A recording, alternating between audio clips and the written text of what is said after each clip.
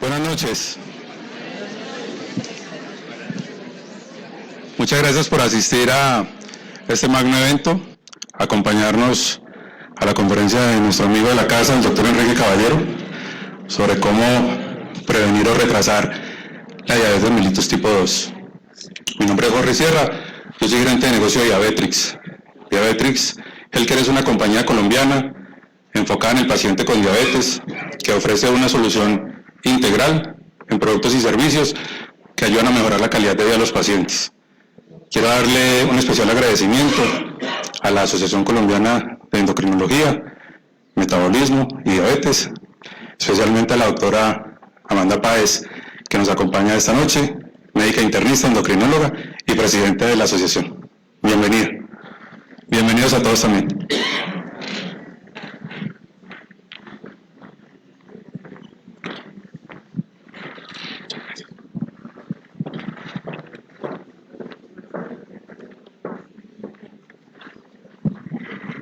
Buenas noches a todos. Quiero agradecerles especialmente por aceptar la convocatoria de la Asociación Colombiana de Endocrinología. No tuvimos ninguna duda cuando nos convocaron a presentar al doctor Caballero, una persona muy conocida de nuestra asociación y a la que apreciamos mucho por sus calidades personales y académicas. El evento hoy se va a desarrollar moderado por el doctor Pablo Aschner, también conocido por la mayoría, por todos nosotros, muy ampliamente por ser estas dos personas líderes en los temas relacionados con la diabetes. El doctor Pablo Aschner Montoya, quien va a actuar como moderador, es médico endocrinólogo del Hospital San Ignacio, director científico de la Asociación Colombiana de Diabetes, es presidente y miembro honorario de la Asociación Colombiana de Endocrinología, Diabetes y Metabolismo. Y el doctor Augusto Enrique Caballero Robles es médico endocrinólogo, investigador clínico y educador, director de la Facultad de Educación de la Diabetes en la Escuela de Medicina de Harvard y director del Programa de Observación de Líderes Clínicos Internacionales de la Escuela de Medicina de Harvard. El doctor va a abordar la conferencia Cómo prevenir o retrasar el desarrollo de la diabetes tipo 2 y posteriormente a su conferencia va a haber un panel moderado por el doctor Pablo Aschner para que ustedes vayan anotando sus preguntas para esa discusión. Bienvenidos nuevamente y en nombre de la Asociación Colombiana de Endocrinología, Diabetes y Metabolismo les doy nuevamente un especial agradecimiento por su presencia. Doctor Aschner. Bueno, ya creo que la doctora Amanda ha hecho una excelente introducción. Yo sí sabía que teníamos a un Augusto Caballero. Enrique es un gran amigo y todos nosotros lo hemos escuchado porque ha venido muchas veces a Colombia. Él tiene la gran cualidad de ser a la vez un reconocido académico, científico y también un gran clínico involucrado y comprometido sobre todo con el grupo de pacientes con diabetes latinos en la ciudad de Boston. Estuvo por un tiempo fundando y dirigiendo el programa de latinos de la clínica Joslin, que como ustedes saben es un referente en diabetes en Estados Unidos y en el mundo, y ahora se desempeña, como ya lo escucharon, como profesor en la Universidad de Harvard.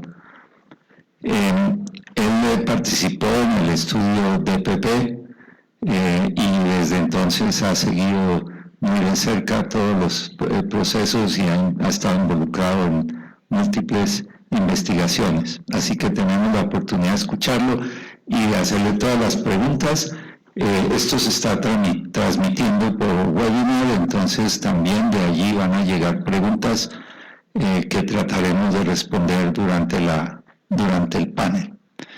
Me resta simplemente decir que yo pensaba como motivarlos para que nos interesáramos por este tema de la prevención de diabetes, pero ver el salón lleno ya es una indicación de que estamos todos motivados. Baste con decir que se supone que más o menos un 8% de la población adulta en Colombia tiene diabetes tipo 2, y por cada persona con diabetes tipo 2 hay más o menos una persona con intolerancia a la glucosa. O sea que por cada uno que ya desarrolló diabetes, hay otro que está haciendo cola y que ya tiene un pie prácticamente adentro. Y nuestro gran reto es no solamente manejar bien a los que ya desarrollaron diabetes, sino tratar de que los que todavía están en la fila regresen, echen para atrás y logren evitar el desarrollo de diabetes. Para eso entonces le pido al doctor Caballero que nos ilustre con su conferencia.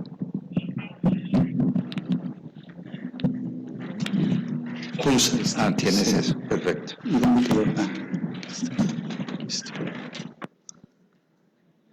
Muy bien, gracias Pablo. Muy buenas noches a todos.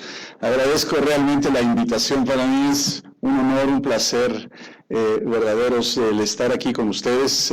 Ciertamente he tenido ya la fortuna de estar aquí en ocasiones anteriores. Siempre disfruto realmente el estar aquí con todos ustedes, el poder transmitir experiencias, información, pero sobre todo también aprender de lo que se está haciendo aquí, de los retos y cómo los están enfrentando. Yo creo que al final esta es una labor colectiva en la que tenemos que buscar la manera de ayudar a tantas personas, sobre todo en esta lucha contra la diabetes que es complicada. Así es que agradezco a la invitación, a los organizadores, a la sociedad y a mi buen amigo Pablo, que siempre es un placer estar aquí visitando Colombia. Bueno, mi meta es compartir obviamente no todo lo que sabemos de el desarrollo de la diabetes tipo 2, esta etapa previa, ahora la voy a describir, sino algunos de los aspectos que me parece pueden ser más puntuales, más útiles tal vez en la práctica clínica para la toma de decisiones y para tratar de identificar cómo es que podemos hacer algo para ayudar a tanta gente que está viviendo estos retos. Voy entonces a empezar diciendo que el problema de la diabetes, además de los estragos personales que causa, porque obviamente sabemos que la diabetes puede acortar la vida de las personas si no se trata adecuadamente, sabemos que es un problema que tiene muchas implicaciones, también tiene su aspecto económico.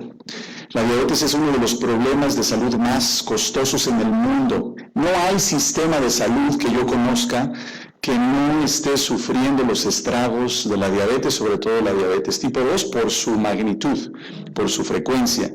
En Estados Unidos no es la excepción. Probablemente ustedes han escuchado este sistema que se le llama Medicare, que es el que le da cobertura a través del gobierno a las personas mayores de 65 años y algunas que tienen un nivel socioeconómico bajo. Estamos hablando de muchos millones de personas en Estados Unidos.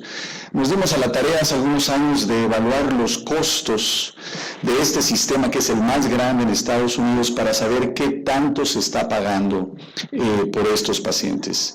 Y la cifra es muy parecida a lo que se ha publicado por la CDC, de 245 billones anuales. Claro, esta es una fracción, esa es para la población en general, pero el hecho es de que estamos hablando de una cantidad impresionante de dinero que se gasta cada año. Ahora, lo que encontramos, que a mí me parece importante para resaltar, es que una buena parte de todo este dinero se va en un grupo muy pequeño de personas. 70% de los gastos en solo un 10% de los pacientes con diabetes. Es decir, hay pacientes que cuestan muchísimo y ahí es donde se va la gran mayoría de los pesos, de los dólares que existen. Ahora mi pregunta para ustedes es, ¿quiénes son estos pacientes? ¿Por qué cuestan tanto dinero? ¿Por qué? Porque son los que tienen las complicaciones, efectivamente. La diálisis cuesta mucho dinero, las cirugías cardiovasculares también, la ceguera, las amputaciones, las enfermedades cerebrovasculares, etc. Y ahí es donde se está realmente poniendo mucho énfasis a nivel hospitalario, a nivel sistema de salud. No quiere decir que no tengamos que hacer lo adecuado por estas personas, por supuesto que sí, pero estamos atacando el problema de una manera tardía. Dicho de otra manera, estamos utilizando los recursos no para el tratamiento o la prevención de la enfermedad, sino para enfrentar las consecuencias. Y esto, a menos que tengamos una visión distinta, la verdad es que no va a cambiar y esto es algo que va a crear muchos problemas. Entonces lo que vimos es que hay personas que en un inicio cuestan relativamente poco dinero cuando acaban de ser diagnosticadas. Y ahí es donde tendríamos que hacer todo lo necesario para mantenerles bien controladas y evitar que desarrollen complicaciones. El problema es que nos esperamos y ya cuando los pacientes tienen muchos problemas, que son estos que se les denomina pacientes en crisis porque están realmente inundando los hospitales, las clínicas para el manejo de las complicaciones, ya es una etapa tardía, esto no va a funcionar bien. Y esto sería si hablamos de las personas con diabetes, pero quiero hablar de lo que implicaría hacerlo todavía en una etapa más temprana, que sería cuando existe la etapa de prediabetes o incluso antes de que alguien tenga alteraciones en sus niveles de glucosa. Este es un modelo en el que hablamos aquí, por ejemplo, de las personas con diabetes, las personas con diabetes que aún no han sido diagnosticadas, que esto es algo importante, porque en casi todos lados hay personas con diabetes que ya saben que tienen la enfermedad, pero una buena parte que no sabe que tiene la enfermedad. Y a veces es por cada persona que sabe, hay otra que no sabe, o a veces dos que no saben, dependiendo del país y de la zona, etc. Pero hay gente que no sabe. ¿Por qué? Porque es una enfermedad silenciosa. Pueden pasar 10 a 15 años para que alguien desarrolle diabetes y que tenga los síntomas que habitualmente nos van a permitir identificar a esa persona. Entonces es un problema importante. Pero hay estas personas de las que vamos a hablar hoy, que son estas personas que están en camino, como decía el doctor Ashner, que están avanzando hacia el desarrollo de diabetes tipo 2, y es posible identificar a estas personas. Es muy posible que no haya síntomas, pero podemos hacer pruebas para identificarlo, podemos hacer también evaluaciones para saber qué tanto riesgo tienen de desarrollar diabetes. Porque algo que quiero establecer desde este momento es que no todas las personas que están en esta etapa tienen el mismo riesgo para desarrollar diabetes tipo 2. Este ha sido parte del problema, de la crítica que existe al tratar de decir que todos los pacientes con prediabetes son iguales. Y no son iguales. No es lo mismo tener intolerancia a la glucosa que glucosa alterada en ayuno, que solamente historia familiar con un poco de alteración ahí o una elevación discreta de la A1C. Son cosas que en este momento estamos tratando de entender un poco mejor, pero no es exactamente lo mismo. Y vamos para allá entonces en este análisis. Y por supuesto están también las personas que tienen los factores de riesgo, que tienen obesidad, historia familiar, etcétera, pero que todavía tienen cifras de glucosa normal. Y voy a regresar a este grupo al final de la presentación. Ahora, si nosotros queremos prevenir la diabetes tipo 2, tenemos que estar conscientes de que es un problema importante, un problema complejo desde el punto de vista fisiopatológico. Aquí tenemos a los actores característicos en este drama del desarrollo de diabetes tipo 2, en donde siempre hablamos obviamente de las células beta, de la resistencia a la insulina, pero hay muchos órganos que están involucrados. Sabemos que hay factores genéticos, pero que también hay factores relacionados con el estilo de vida. La falta de una buena alimentación, el no hacer ejercicio, el ganar peso, son factores que conocemos muy bien que favorecen el desarrollo de la diabetes tipo 2. Pero yo siempre busco la manera de enfatizar que hay factores sociales, hay factores culturales que favorecen el desarrollo de diabetes tipo 2. Y a veces nos olvidamos de que no todo es la parte biológica. Hay estos factores que si queremos prevenir la enfermedad o queremos controlarla adecuadamente, tenemos que hacer referencia a este tipo de problemas. Pero desde el punto de vista fisiopatológico tradicional, tenemos estos dos elementos principales, que es la deficiencia de las células beta, la secreción de insulina deficiente, y la resistencia a la insulina. Y entonces, el concepto es que la resistencia a la insulina va aumentando gradualmente con el paso de los años. Cuando se es joven, la resistencia a la insulina probablemente no existe o es mínima. Después empezamos a avanzar en nuestra edad, ganamos peso, bueno, probablemente nos casamos por aquí, empezamos a ganar peso, y como consecuencia de esa la resistencia a la insulina va aumentando cada vez más. Y la clave es, si tenemos células beta saludables, no va a haber problema, porque las células van a poder producir la cantidad de insulina que sea necesaria para mantener las cifras de glucosa normal, pero en algunas personas eso no va a suceder y va a disminuir el funcionamiento de las células beta y no van a poder compensar, ¿verdad? Esto sucede antes de que alguien tenga diabetes, si no, no habría elevación de la glucosa en ningún momento. Entonces, por definición, el que tiene ya alteración en cifras de glucosa, el que tiene prediabetes, ya tiene alteración en la función de las células beta.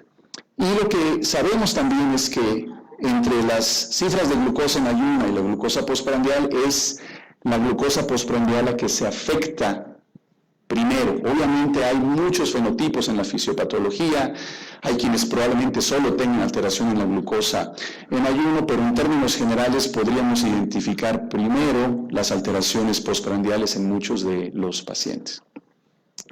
Y además de este camino hacia la diabetes, en la que hablamos de la resistencia a la insulina y la deficiencia de las células beta, y el camino de normoglucemia a intolerancia a la glucosa y glucosa alterada en ayuno, que son los dos elementos que definen prediabetes, y finalmente la diabetes, hay que recordar que al final lo que mata a las personas son las complicaciones. Y hay dos tipos de complicaciones en las personas con diabetes, las llamadas microvasculares, como la retinopatía, nefropatía y neuropatía, y las macrovasculares, principalmente enfermedad cardiovascular, que es la causa número 1 de muerte en la población adulta en muchos de los países a nivel mundial. Ahora, la génesis de esta enfermedad cardiovascular no inicia con la diabetes. Alguien puede tener enfermedad cardiovascular en etapa de prediabetes o incluso cuando las cifras de glucosa están completamente normales. Este es otro de los elementos que avala la necesidad, que justifica la prevención de la diabetes, porque al final si prevenimos la diabetes estamos también previniendo algunos otros problemas que van de la mano con la diabetes. Enfermedad cardiovascular, obviamente obesidad, hipertensión, dislipidemia, etc. Y puede ser que obviamente al no desarrollar diabetes, las complicaciones microvasculares, que son consecuencia de hiperglucemia o es uno de los factores principales, también se puedan retrasar. Entonces, esto justifica de una manera clara el hecho de que vale la pena intentar disminuir al menos el progreso, este paso hacia la diabetes tipo 2. Y entonces vamos a definirlo para que todos estemos hablando de lo mismo. ¿A qué le llamamos prediabetes? Que, como lo comentábamos ahorita, el doctor Pablo Ashner y yo, es un concepto que ha creado controversia y a lo mejor en algunos años no vamos a hablar de prediabetes como tal y vamos a tratar de definir un poco más estas entidades. Lo importante para todos aquí es reconocer que la diabetes no aparece de un día a otro, que es un proceso en que las cifras de glucosa se van alterando paulatinamente y eso es posible identificarlo. Ahora, aquí ven ustedes en el eje de las X la glucosa a las 2 horas en una curva de tolerancia tradicional con 75 gramos. Lo normal es que a las 2 horas la glucosa sea de menos de 140. Si está entre 140 y 200, esto es lo que consideramos como intolerancia a la glucosa. Y si está en 200 o más, esto ya forma parte de del nivel que consideramos diabetes. Ahora aquí tenemos en el eje de las Y a la cifra de glucosa en ayuno. Sabemos que lo normal es menos de 100 miligramos por decilitro. Si a alguien se le mide y está entre 100 y 125, eso es lo que se le conoce como glucosa alterada en ayuno. y si está en 126 o más, ese es el terreno de la diabetes.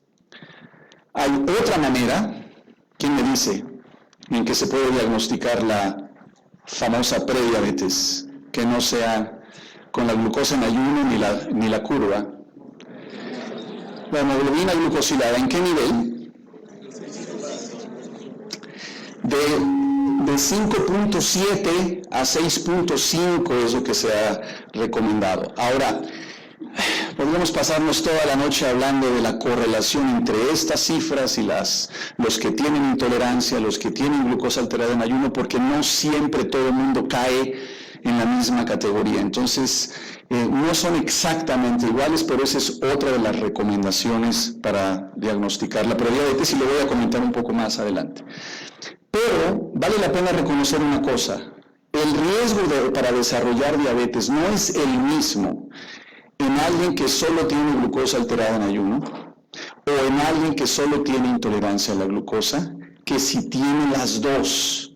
¿Por qué? Porque alguien puede tener glucosa, por ejemplo, de 99 miligramos por decilitro, que técnicamente es normal, se le hace una curva de tolerancia a la glucosa y está entre 140 y 200. Esa persona tiene intolerancia a la glucosa. Alguien puede tener, por ejemplo, solamente la glucosa entre 100 a 125, hacerle una curva y estar por debajo de 140 a las 2 horas. Tiene glucosa alterada en ayuno, pero no tiene intolerancia a la glucosa.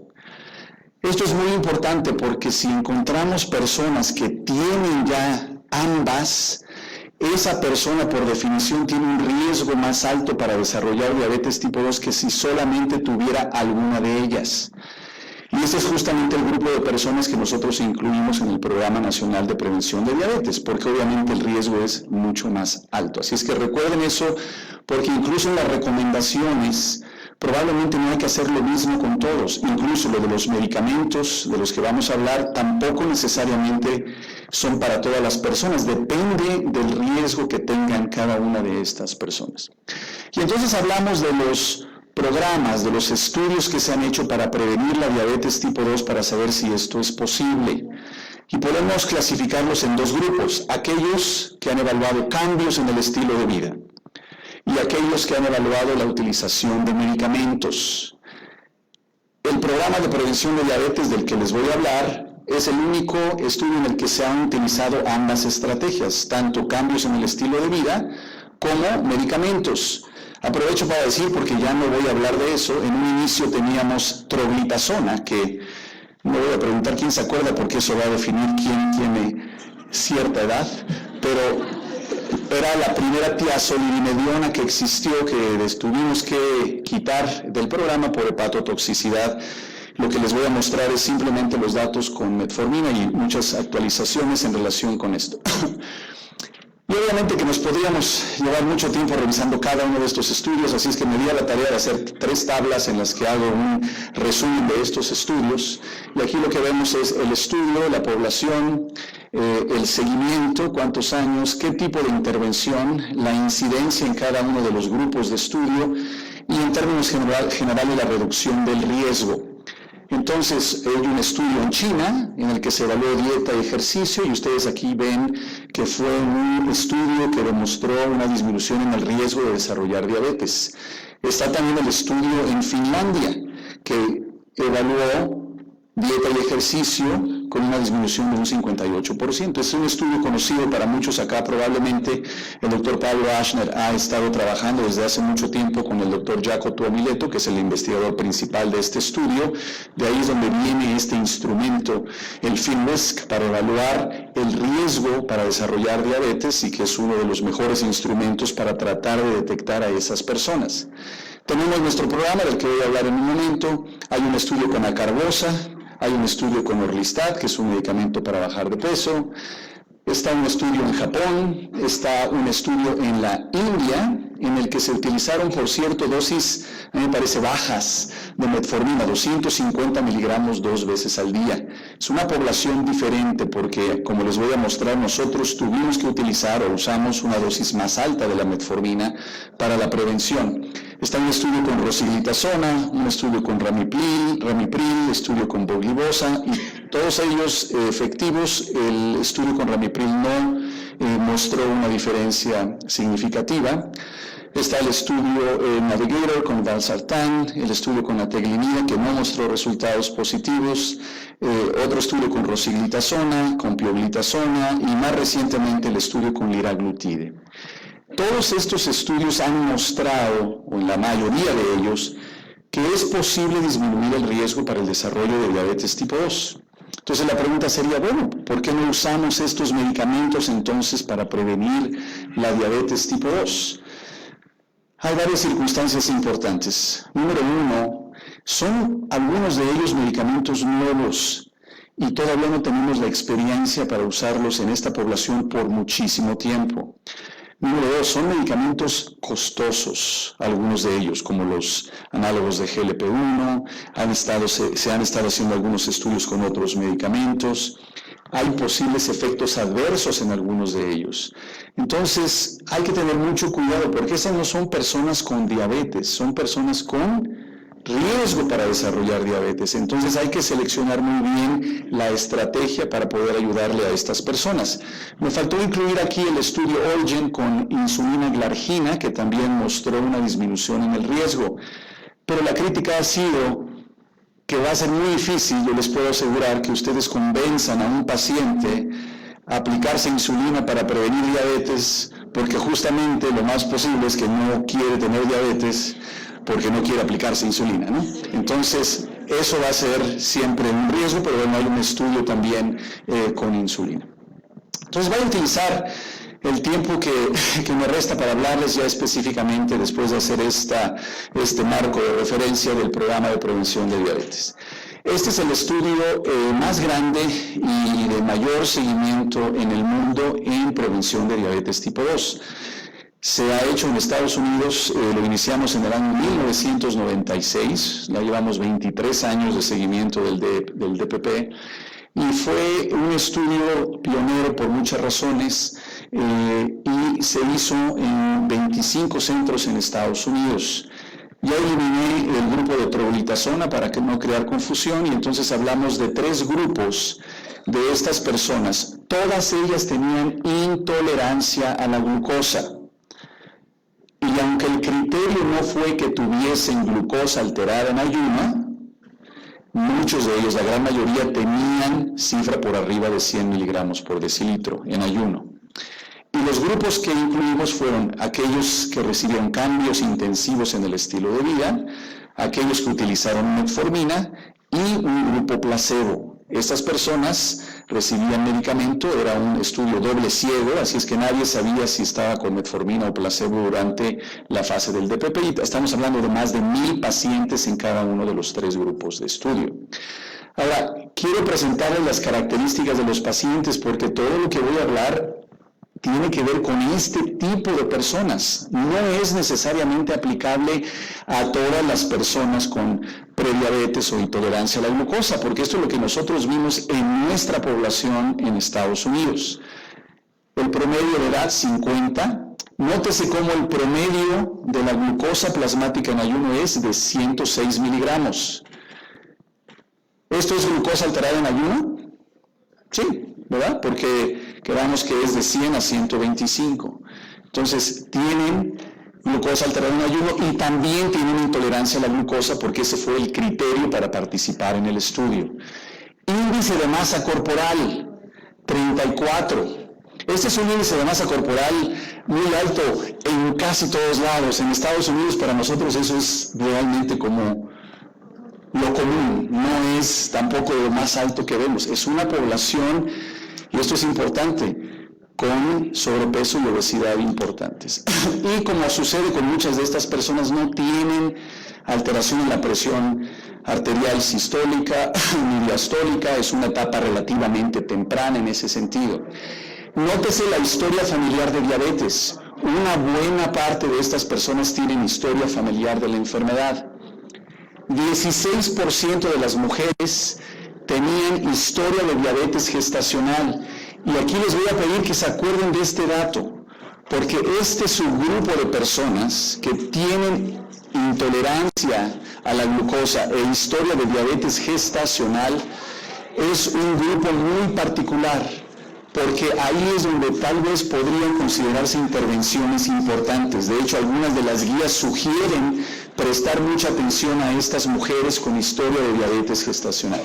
Muy muchos con hipertensión, un buen número que había fumado alguna vez y muy pocos con un infarto al miocardio previo.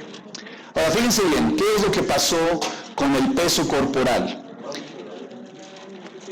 Las personas en el grupo placebo mantuvieron su peso.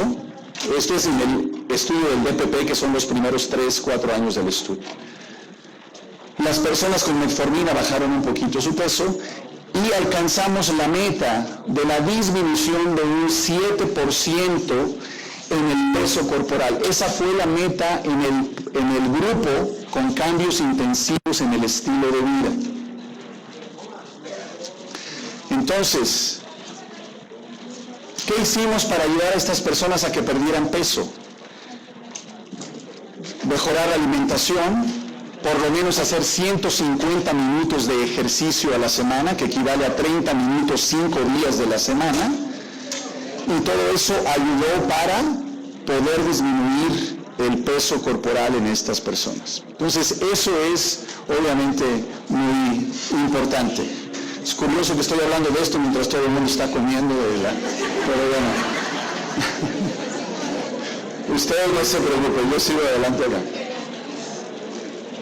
Ahora, en la actividad física se logró el objetivo de que las personas de cambios intensivos en el estilo de vida aumentaran su actividad. De hecho, el promedio fue de 174 minutos a la semana, excedió los 150 que habíamos planeado. Es decir, la intervención fue un éxito en el sentido de que logramos que las personas perdieran el peso que habíamos establecido. Y esta es probablemente una de las diapositivas más famosas que se han publicado en el DPP, porque es en la que dimos a conocer, pero nótese ya cuándo fue esto, en el año 2002, que la diabetes se puede prevenir, la diabetes tipo 2. Este es el grupo placebo con una conversión anual de 11%. ¿Qué quiere decir? Que de todas estas personas, 11% cada año pasaban de intolerancia a la glucosa a diabetes tipo 2. Esa es una conversión alta. Si ustedes leen esta conversión en otros países, en otros lugares, no necesariamente es tan alta. Este es un grupo, como les dije, con alto riesgo para el desarrollo de diabetes tipo 2. En el grupo con metformina, que lo que utilizamos fueron 850 miligramos 2 veces al día, esa fue la dosis para el estudio, logró disminuir en un 31% el riesgo del desarrollo de diabetes. Y el triunfador absoluto fue el grupo de cambios en el estilo de vida, en donde se disminuyó en un 58% el riesgo del desarrollo de diabetes tipo 2. Que curiosamente y por coincidencia es el mismo porcentaje de reducción que se observó en el estudio finlandés con la intervención con dieta y ejercicio. Entonces, esto es lo que demuestra que si uno ayuda a las personas de esta forma, se puede prevenir el desarrollo de la diabetes tipo 2. Ahora, esto vale la pena hacer hincapié que lo hicimos en distintos grupos. La mayoría de los participantes son de la población blanca, pero intencionalmente quisimos incluir personas de otros grupos étnicos para saber si esto se aplicaba de la misma forma. Y como pueden ustedes ver, el patrón del efecto de las intervenciones es exactamente igual. Esto funcionó en la población afroamericana, en la población latina o hispana, en la población de indios nativos en Estados Unidos y la población asiática. Así es que uno puede decir que realmente este tipo de intervenciones pueden o deben de funcionar en todas las poblaciones en las que uno las evalúa. Entonces, esto que les acabo de comentar es lo que se publicó hace ya un buen número de años, y aquí fue cuando terminó el DPP, el Programa de Prevención de Diabetes. ¿Qué es lo que hicimos? Una vez que se terminó el DPP, dijimos, vale la pena seguir a todas estas personas para saber cómo les va. ya no en la fase inicial del DPP, sino en el estudio de observación, que se le conoce como DPP-OS, que es estudio observacional, Observational Study, ¿verdad? Y entonces han pasado ya desde ese entonces 15 años que hemos dado seguimiento a todas estas personas. Y lo más importante y lo más impactante de todo es que la mayoría de estas personas, obviamente, con excepción de las que ya fallecieron, han seguido en el estudio porque les ha ayudado mucho para mantenerse en un mejor estado de salud y muchos han logrado todavía mantenerse sin diabetes, lo cual es muy importante. Hay entonces este periodo de puente entre el DPP y el DPP-OS. ¿Qué hicimos en estos meses en los que duró el periodo de puente? Bueno, los tratamientos fueron desenmascarados. El grupo que estaba con metformina, le hicimos una curva de tolerancia a la glucosa después de que suspendimos el tratamiento, porque ya al terminar el estudio, la indicación fue ya no deben de seguir con metformina. Pero además lo hicimos con otra intención, y a ver si logro explicarlo esto claramente. ¿Cómo actúa la metformina? ¿Quién me dice cómo es que la metformina baja los niveles de glucosa?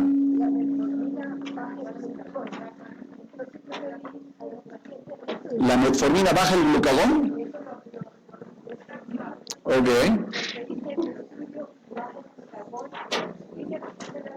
Ok, vamos a ver. Bueno, entonces, la metformina obviamente tiene muchos efectos, y vamos a hablar de eso también, pero principalmente lo que hace es disminuir la producción hepática de glucosa. Es uno de los mecanismos principales, que se traduce en un menor nivel de glucosa en ayuno, ¿sí? En las mañanas. Entonces, muchas de las personas que vieron los resultados dijeron, a ver, investigadores del DPP, ¿cómo pueden demostrarme que la metformina realmente está disminuyendo la progresión a diabetes y no que a lo mejor ya tienen diabetes y al estar con metformina sus niveles de azúcar están bajando y en consecuencia salen bien en los exámenes y por eso no tienen las cifras para diabetes? Entonces lo que hicimos fue suspender la metformina y volver a hacer las curvas de tolerancia a la glucosa en todos para saber si eso es lo que estaba sucediendo. En efecto, en algunos se estaba enmascarando esa conversión porque las cifras de glucosa sí estaban más altas, pero fue en un porcentaje pequeño. Al final, la reducción comparada con el grupo placebo fue de un 25%, ya no el 31%, el 25%. Pero eso quiere decir que en la gran mayoría no es que se estuvieran tratando las cifras de glucosa, sino sí realmente se estaba ayudando a disminuir la progresión hacia diabetes tipo 2. Y finalmente, el grupo que estaba con metformina y el grupo que estaban con placebo recibieron un curso de cambios en el estilo de vida, porque ahora lo que dijimos es, vamos a darle seguimiento por varios años. Como encontramos que cambios en el estilo de vida había sido la intervención más adecuada, lo ético, lo lógico, es decir, todo el mundo se tiene que beneficiar de eso. Por favor, sepan esto y traten de integrarlo en su vida cotidiana. Eso fue obviamente lo que tratamos de hacer y se les dio un curso de 16 semanas para poder llevar a cabo todo esto. Y finalmente lo que se hizo es iniciar entonces esta fase de seguimiento del DPP-OS con estudio 2 veces por año. Entonces, el grupo que estaba con placebo, se le dieron estas clases que les llamamos HELP, que son 4 veces al año. El grupo que estaba con metformina recibió estas clases y se les pidió que continuaran con el tratamiento. Entonces, el grupo con metformina es un grupo que en la gran mayoría han seguido con el tratamiento desde un inicio. Ya en esta fase, es la fase observacional, pero han seguido con el tratamiento. Y el grupo con cambios en el estilo de vida, perdón, esto lo tuve que hacer girar mucho porque es el estudio del ejercicio, el brazo del ejercicio, entonces tenía que dar más vueltas. Pero aquí son 4 clases al año y clases de reforzamiento 2 veces al año para tratar de fortalecer todo eso. Quise dedicar unos minutos porque lo que les voy a mostrar tiene que ver mucho con entender qué es lo que está haciendo cada uno de los grupos ahora en estas fases de seguimiento. A ver, y aquí voy a pedirles que me den su opinión en este sentido, porque aquí están los resultados, pero ya No lo que vimos en el DPP, que fueron los primeros 3 años. Son 15 años de seguimiento desde el inicio del DPP y tenemos los cambios en el peso corporal. El grupo placebo, vean cómo al cabo de 15 años, de hecho, ha perdido un poquito de peso. ¿Sí? Esto, en cualquier estándar, es algo fabuloso.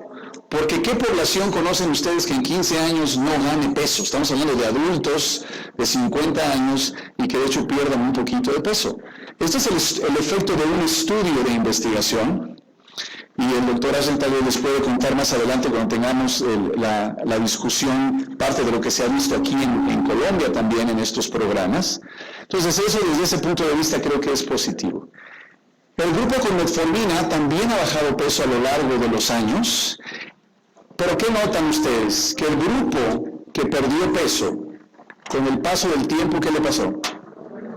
Ha recuperado ese peso. Ahora, cuando yo presento esta gráfica, hay quienes me dicen, ay, doctor Caballero, pues ¿para qué meterse en líos y tratar de llevar dieta y ejercicio? Pues mejor me tomo la metformina y al final de 15 años el peso va a ser exactamente el mismo. ¿Cuál sería la respuesta? Bueno, si lo único que nos interesa es el peso a 15 años, tiene razón. Pero la realidad es que hay muchos beneficios que van más allá del peso corporal. Lo que lograron, de hecho, estas personas en estos primeros años les ha mantenido en mejores condiciones que las personas que utilizaron solamente la metformina. No tenemos la combinación de los dos grupos, pero voy a ir hacia allá porque a mí me parece que lo ideal en algún momento es combinar los cambios en el estilo de vida con la utilización de metformina en algunos pacientes, como les voy a mostrar más adelante. Ahora, estas son las curvas en relación a la incidencia de diabetes con el paso de los años. En azul, el grupo con cambios en el estilo de vida, en amarillo, el grupo con metformina, y en verde el grupo placebo. Obviamente mayor conversión a diabetes en el grupo placebo. Pero noten cómo estas líneas son realmente paralelas a lo largo de los años, o sea que se ha mantenido esa diferencia. Pero hay otro concepto importante que pocas personas a lo mejor le han prestado atención. Vean el número de personas que pasaron de prediabetes o de intolerancia a la glucosa a diabetes en los primeros 5 años, 916. En todos los grupos. En los siguientes 5 años, 700. ¿Por qué más al principio que después? Aquí hay un fenómeno importante. Hay gente que está tan cerca de desarrollar diabetes que la va a desarrollar en los próximos años. Y aquellos que la desarrollaron después eran los que tal vez no estaban tan cerca de desarrollar diabetes al principio del estudio, sino más adelante. Pero hay un efecto importante aquí, se van agotando poco a poco los sujetos de más alto riesgo para la conversión a diabetes. Y eso también puede influir en las diferencias que podemos observar en algunos de los grupos, como les voy a mostrar más adelante. Pero eso es un fenómeno interesante. Y aquí es donde tengo que explicarles lo de las diferencias. Pero a ver, por ejemplo, aquí tenemos la incidencia anual. Esto es lo que les mostré en un principio. La conversión más alta en la gente con placebo, intermedio con metformina y más baja con cambios en el estilo de vida. Este es el periodo de puente que ya expliqué, pero vean, en el estudio de seguimiento, el DPPOS que clasificamos en 2 partes, el número 1 que es del 2002 al 2008 y el 2 del 2008 al 2013. ¿Qué observan ustedes? ¿Existe la misma diferencia que existía antes del estudio? No. La conversión a diabetes es prácticamente ya la misma en todos los grupos en esta fase de seguimiento. El grupo que estaba con cambios en el estilo de vida realmente ha mantenido ese éxito importante en no desarrollar diabetes. Lo que vemos aquí es que los otros 2 grupos han mejorado y han disminuido el riesgo o el paso hacia la diabetes tipo 2. ¿Por qué? Posiblemente por lo que ya expliqué de que estos grupos ahora han incorporado otras estrategias. Ya el grupo con metformina ha incorporado cambios en el estilo de vida, lo mismo que el grupo placebo.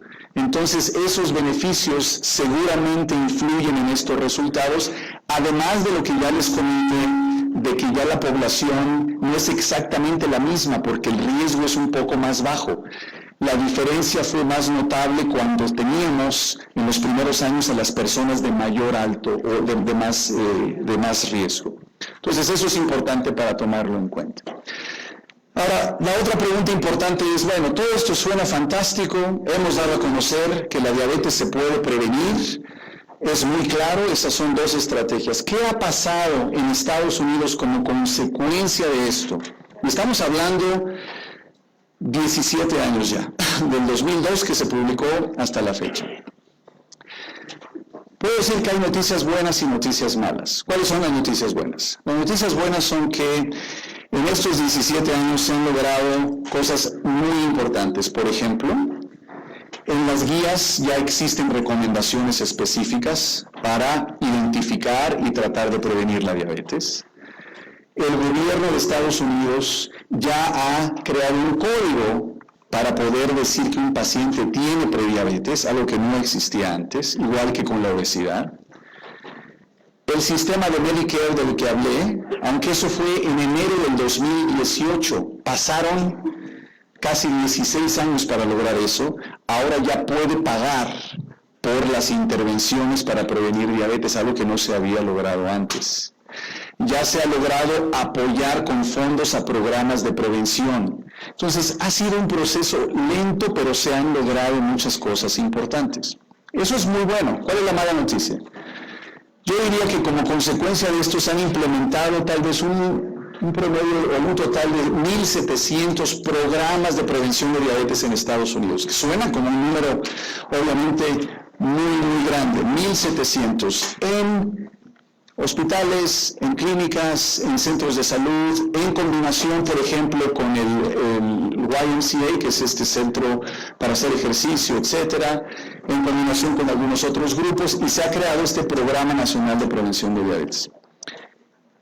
Yo diría que el número de personas que han participado en los programas de prevención en Estados Unidos, en estos 1.700, y voy a ser generoso, vamos a suponer que sean 50,000 personas con prediabetes.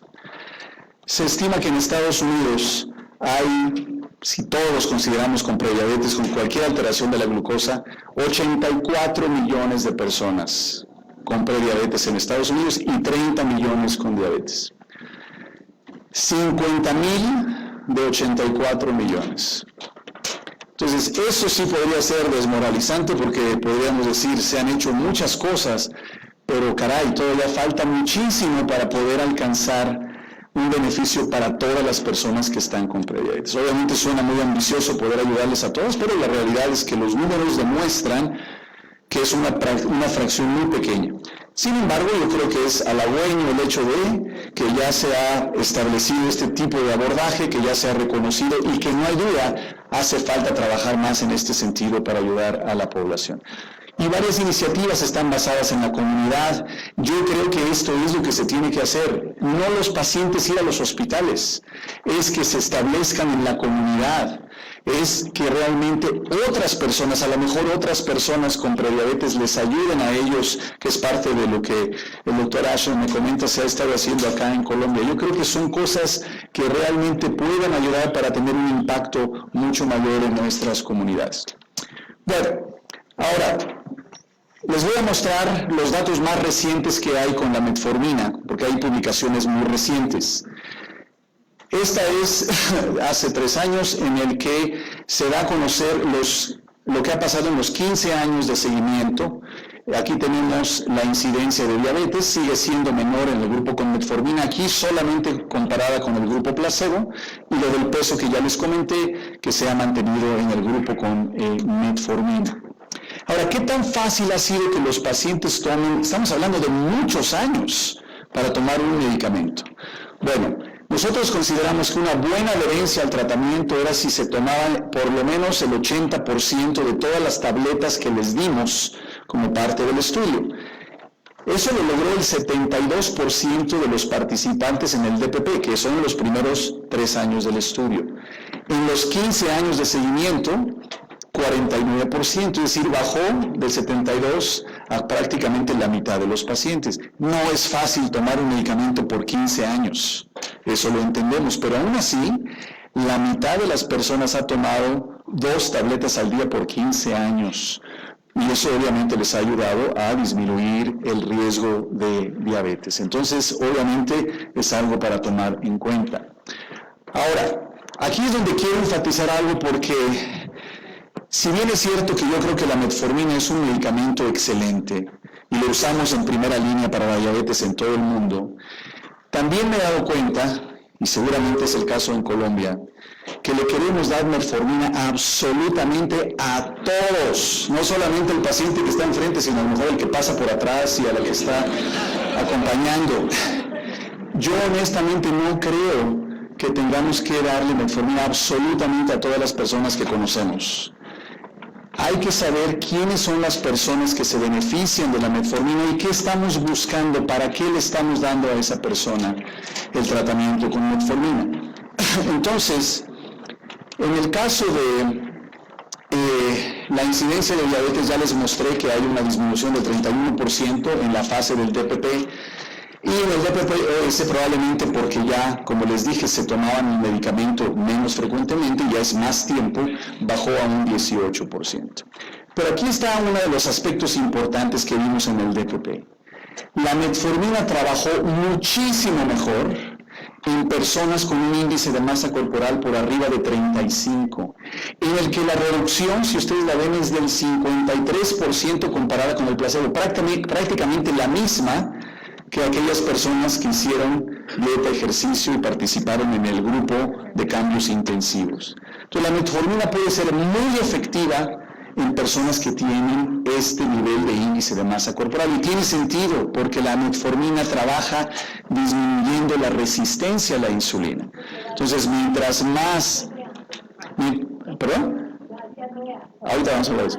Mientras... no es la razón por la que tiene peso, pero bueno, mientras más sobrepeso tenga una persona, obviamente que puede favorecerse más por la metformina. Ahora, glucosa plasmática en ayuno. Lo que nosotros vimos es que el grupo que estaba entre 110 y 125, es decir, a los que les falta muy poquito para desarrollar diabetes, se beneficiaron mucho más con la metformina. También un poco por el mecanismo de acción del que estamos hablando, ¿verdad? De la disminución de la producción hepática de glucosa, probablemente por eso tuvieron un efecto mayor. Edad. La metformina funcionó más en las personas jóvenes, de 25 a 44 años, y no tanto en las personas mayores de 60. De hecho, no hubo diferencia entre el grupo placebo y el grupo con metformina en los mayores de 60 años. Conste que estoy hablando de prediabetes, no tiene nada que ver con el manejo de la diabetes. Ahí podemos usar la metformina y funciona muy bien. En la prediabetes, en nuestro estudio, la metformina no funcionó mucho en este grupo, algo para tomar en cuenta. Pero a mí me parece que esto es algo muy importante. Las mujeres con historia de diabetes gestacional, 50% de reducción en el desarrollo de diabetes, 14% en los que no tenían historia de diabetes gestacional. Este es un grupo que, si ustedes me preguntan, yo creo que si lo identificamos, es de los que se podrían beneficiar más de este tipo de intervención, al menos con base en lo que nosotros encontramos. Bueno, este mes en la revista Diabetes Care hubo una publicación. Lo que se ha hecho es darle seguimiento a estos datos para saber cómo les ha ido a estas personas a lo largo de 15 años. Esto va a resultar un poquito complejo, pero voy a tratar de explicarlo para quienes quieren conocer esto todavía en más detalle. Nosotros definimos en el programa de prevención de diabetes el que alguien desarrolló diabetes con base o en la glucosa en ayuno o en la curva de tolerancia a la glucosa. Es decir, la conversión está determinada de acuerdo a las cifras de glucosa. Pero lo que se hizo en este trabajo es evaluar además la conversión a diabetes considerando la hemoglobina glucosilada, que no se tomó en cuenta en un principio, porque la hemoglobina glucosilada se ha indicado o sugerido para el diagnóstico de diabetes a partir del año 2010. El estudio, como lo dije, lo iniciamos en el año 96. Ni siquiera se consideraba la A1C para diagnóstico de la diabetes. Entonces, estos son datos nuevos en ese sentido. Aquí tenemos los niveles de la conversión a diabetes con base en los niveles de glucosa, y es justo lo que les comenté. Aquí estamos comparando metformina con placebo, y lo que les comenté de que funciona mejor en gente más joven, en gente con mayor índice de masa corporal, etc. Esto es lo mismo que les comenté.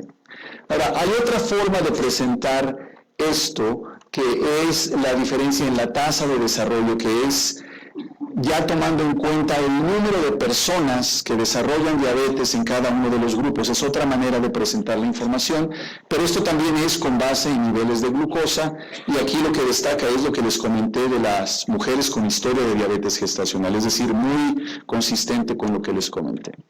Pero a ver, les voy a dar 30 segundos para que vean esa gráfica. Estoy aquí mostrándoles la comparación entre metformina y placebo. Placebo está representado por esta línea. Todo lo que está a la izquierda quiere decir que la metformina es mejor. Pero aquí el criterio para decir que alguien desarrolló diabetes no es con base en las cifras de glucosa, sino hemoglobina glucosilada. ¿Quién cruzó el 6.5% de la A1C? Que no fue lo que nosotros habíamos diseñado. Este es un estudio, obviamente, que se llama ad hoc, que es vamos atrás y evaluamos estos resultados. A ver, ¿quién se anima a decirme qué es lo que destaca aquí en comparación con lo que habíamos visto inicialmente, que es esta gráfica en la que algunos subgrupos claramente se mejoran o se benefician más que otros? Aquí parece como que prácticamente todos los grupos o subgrupos mejoran. Aquí ya no vemos la diferencia entre si alguien tiene un índice de masa corporal más alto o más bajo, si la glucosa es más alta o más baja, si hay o no diabetes gestacional, aunque este sigue siendo hacia este lado.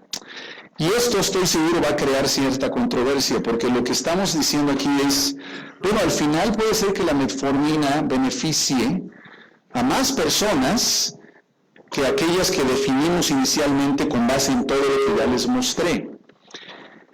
Puede que sea así si uno considera que se use el criterio de la A1C.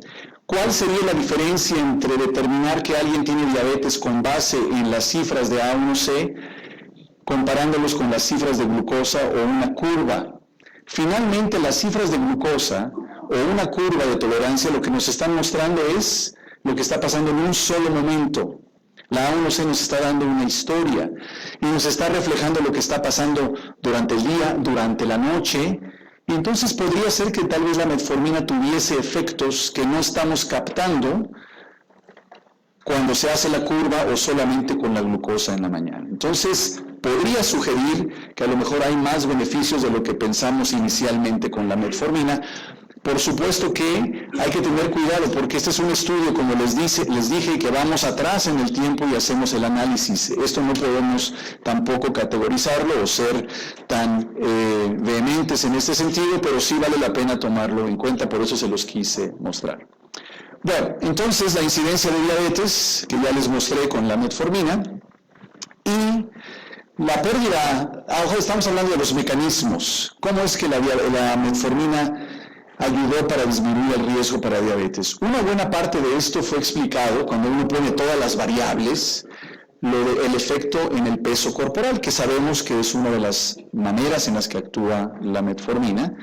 También hubieron efectos benéficos en la circunferencia abdominal, la relación cintura-cadera y en niveles de insulina en ayuno y en proinsulina. Hubieron también, en la evaluación que hicimos, mejoramiento en la función de la célula beta y la sensibilidad a la insulina, probablemente también no solo en el hígado, sino en otros lugares. Es decir, todo esto es consistente con lo que sabemos de cómo actúa la metformina. ¿Quién tuvo más efecto en la glucosa en ayuno? ¿La metformina o los cambios en el estilo de vida? En este caso, realmente fue muy similar. ¿Por qué? Porque ese es el mecanismo de acción de la metformina, y si ese es lo único que uno está evaluando, obviamente que es un efecto muy parecido. Sin embargo, cambios en el estilo de vida fueron más efectivos que la metformina en este sentido. Y esto ya es lo que yo les mostré en relación con la A1C. Quiero terminar hablando ahora de algunos otros aspectos que tienen que ver con el riesgo cardiovascular. Y aquí es donde, a manera de introducir esto, les quiero recordar que el paciente con diabetes claramente tiene lo que llamamos disfunción endotelial, alteración vascular. Sabemos que por eso tiene un riesgo muy alto de desarrollar problemas vasculares. Este es un estudio que ya hicimos hace mucho tiempo.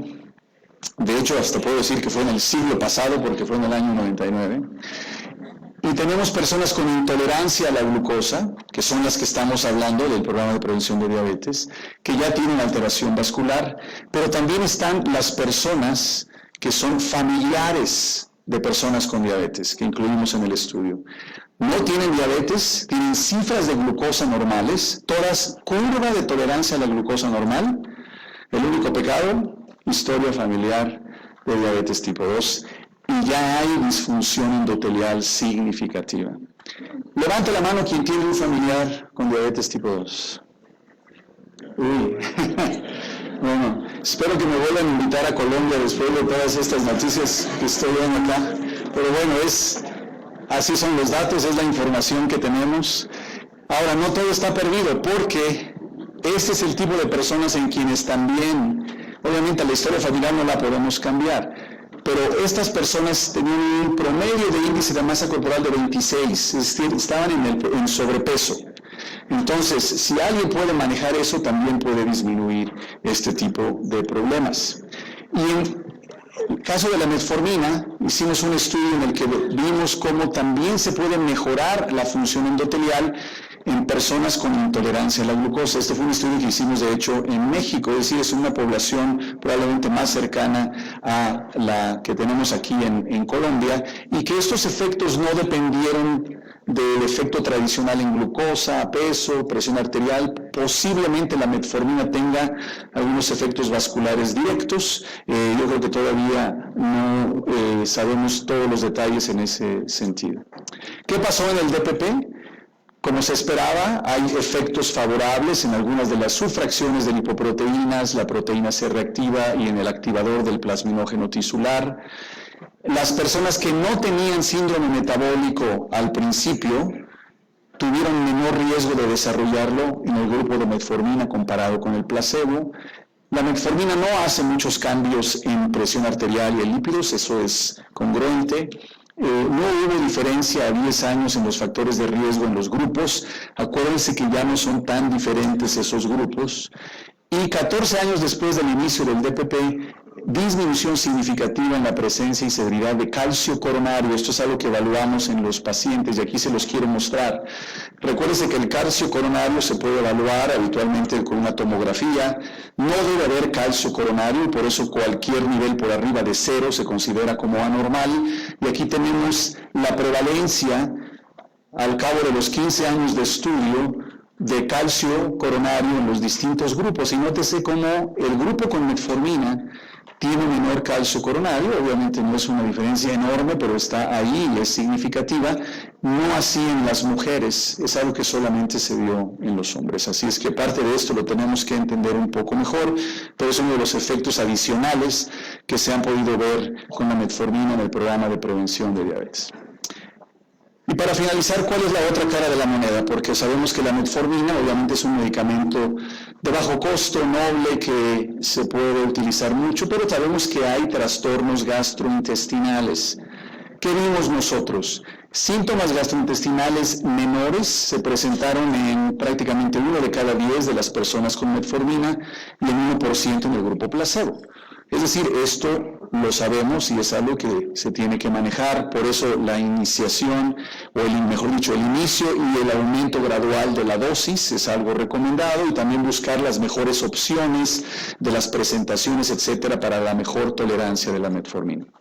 Acidosis láctica, que se ha comentado con la metformina no vimos absolutamente ningún caso, realmente es algo que no sucede frecuentemente, nosotros no tuvimos ningún problema. Ahora, quiero llamar la atención a esto de la vitamina B12. Levante la mano quien sabe que la metformina tiene cierta relación con vitamina B12. Okay. Se ha descubierto que si se utiliza metformina pueden disminuir los niveles de vitamina B12. Ahora, no sucede en todas las personas, pero es algo posible. Lo que nosotros encontramos es que si definimos la deficiencia de vitamina B12 como deficiencia bioquímica, menos de 150 picomolas por litro a 5 años. Esto se dio en 4.3% de las personas con metformina y 2.3% en el grupo placebo. A 13 años, 7.4%, es decir, más, y 5.4% también en el grupo placebo. Es decir, también sucede como parte de algo natural en muchas personas que están en este tipo de programas por sus características clínicas. Pero es algo que hay que tomar en cuenta. Ahora, si nosotros definimos esta deficiencia como nivel bajo o limítrofe, la otra les mostré es un nivel todavía más bajo, menos de 150. Si decimos menos de 220, obviamente la proporción es mayor. Pero aquí es donde hay también cierta controversia exactamente a qué le llamamos deficiencia, cuáles son las implicaciones clínicas, pero les muestro los datos que nosotros tenemos del estudio.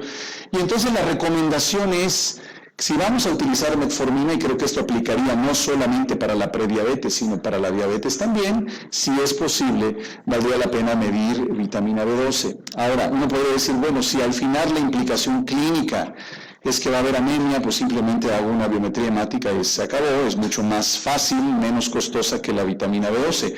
Es cierto, pero no toda la deficiencia de vitamina B12 produce anemia o se traduce inicialmente en anemia. Entonces hay cierta controversia en ese sentido si realmente debe hacerse a todo el mundo o no. Entonces es parte de lo que les dejo simplemente para que lo tengan en cuenta en sus prácticas.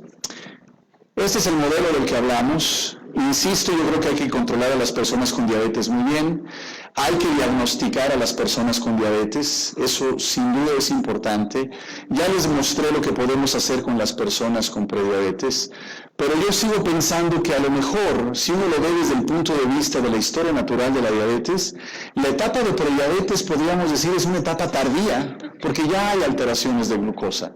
Tal vez donde tenemos que hacer las cosas es todavía antes, todavía cuando las cifras de glucosa no están anormales en las personas con obesidad, en los niños, etc. Entonces, solamente también quiero comentarles, tenemos este consenso de prediabetes de la posición de la Asociación Latinoamericana de Diabetes que se publicó hace un par de años. Sé que también en las guías colombianas, me comentaba el doctor Ashner, se hace referencia también a la importancia de esto, del diagnóstico, de las pruebas de escrutinio, de la prevención de diabetes. Así es que vale la pena que se familiaricen con este tipo de documentos. Ahora, esta es una diapositiva que les traje que no es específica para la prediabetes, pero yo soy realmente de los que está convencido que hay una brecha en este momento en la diabetes, yo creo que más grande que nunca, en el sentido de que esta es la mejor etapa que hemos tenido en la diabetes. Sabemos más que nunca, tenemos mejores intervenciones, más medicamentos, más tecnología, pero cuando ustedes ven lo que está pasando en el mundo, la mayoría de las personas con diabetes no están bien controladas. Y eso es porque no hemos logrado implementar todo lo que se necesita para ayudarle a la gente desde el punto de vista social, económico, cultural, psicológico, etc. Entonces me di a la tarea de hacer una lista, bueno, está en inglés por supuesto, de la A a la Z, de los factores que yo considero que son importantes para el manejo de cualquier persona con diabetes y que habitualmente no les prestamos mucha atención, porque no tenemos tiempo, porque no sabemos cómo hacerlo, porque no tenemos los recursos, porque no tenemos un equipo, pero es, creo yo, de lo que nos separa, o parte de lo que explica por qué estamos viviendo esta brecha tan grande. La publicación es gratuita, así es que si quieren pueden ustedes tener acceso a ella. Y esto es lo que les quería mostrar al final, porque al final es ahí donde creo que tenemos que incidir más. En Estados Unidos, en México, en Colombia, en muchos de nuestros países, obviamente estamos viendo cada vez más obesidad infantil. Tal vez ahí es donde la prevención debería, obviamente, de iniciar. Ahora, si habla uno con un pediatra o con un ginecobstetra, te diría, no, hay que empezar con la mujer que está embarazada o antes de que se embarace para que ese niño nazca con el peso adecuado, etcétera, etcétera. Entonces realmente nunca es muy temprano para poder iniciar, pero ciertamente la población infantil tiene problemas. Este es un estudio también que publicamos ya hace cierto tiempo en el que comparamos a niños en riesgo. Estos son los niños con sobrepeso. por arriba de la percentila 85 para su edad y sexo, comparados con niños sanos en su peso normal. Y lo que hicimos fue tratar de evaluar aspectos metabólicos y vasculares. Estos son niños con sobrepeso sanos, son los niños a los que nosotros probablemente nos referimos porque a lo mejor los conocemos o están en nuestra casa, que decimos, no tienen sobrepeso, son niños sanos, se alimentan bien. Además son muy educados porque sacaran todo lo que les ponen en el plato, no dejan absolutamente nada, son muy obedientes. Bueno, lamentablemente les tengo que decir que esos niños que tienen sobrepeso, si bien es cierto que pueden tener sus cifras de glucosa perfectamente normales, ya tienen resistencia a la insulina, están produciendo más insulina porque están compensando esa resistencia, que eso obviamente era esperado, pero lo que nos impactó fue que cuando uno mide factores de función endotelial, prácticamente todo está ya anormal en comparación con los niños sanos. Las cifras de presión, de colesterol, todo eso está completamente normal en estos niños. Tienen sobrepeso. Eso es suficiente para crear estos problemas. Estos son los niños que van a desarrollar diabetes tipo 2 cuando tengan 20 y tantos, 30 y tantos años. Son las personas que ya empezamos a ver que van al hospital por un infarto a los 39 años de edad. Esto lo estamos viendo ahora. Esto es parte de lo que tenemos que tener en cuenta para que si realmente vamos a implementar estrategias de prevención, consideramos que en cada una de estas etapas, me parece, hay estrategias factibles para poder ayudarlas, y esto es un problema social, es un problema mucho más grande a lo mejor de lo que cada uno de nosotros podría resolver de manera individual, es un problema hasta político, podríamos decir, pero bueno, es parte de lo que tenemos que reconocer. Así es que termino esta presentación diciendo que la diabetes es obviamente un problema de salud mundial, y aquí en Colombia obviamente no es la excepción. La intolerancia a la glucosa, entendida en este caso como uno de los grupos con prediabetes, es una población con un alto riesgo para el desarrollo de diabetes tipo 2. Es una población que se puede identificar y es una población en la que se puede hacer algo para disminuir el riesgo de diabetes. Sin duda, y no solamente con base en el DPP, pero en otros estudios, los cambios en el estilo de vida son la mejor forma para prevenir la diabetes tipo 2. Cambios moderados en el peso pueden tener un impacto importantísimo. Una pérdida de 1% en el peso corporal disminuye en un 10% el riesgo de desarrollar diabetes. Hagan ustedes sus propias cuentas si quieren, pero no es mucho lo que hay que perder para disminuir el riesgo de diabetes. Obviamente, mientras más se pierda, pues obviamente mayor es el beneficio. Hay varios medicamentos que se han evaluado para la prevención de la diabetes tipo 2, pero insisto, no todos obviamente están indicados, aprobados para la prevención de diabetes tipo 2. En todo el mundo realmente la única que se ha recomendado y aprobado y sugerido en la mayoría de las guías es la metformina por muchas cuestiones. La conocemos desde hace muchos años, sabemos cómo funciona, es económica, sabemos que es cierto, tiene algunos efectos adversos, pero que de alguna manera los podemos anticipar, manejar, corregir, y es por eso que se ha utilizado. Ahora, no he hablado de ello, pero la metformina cada vez le estamos descubriendo otros beneficios.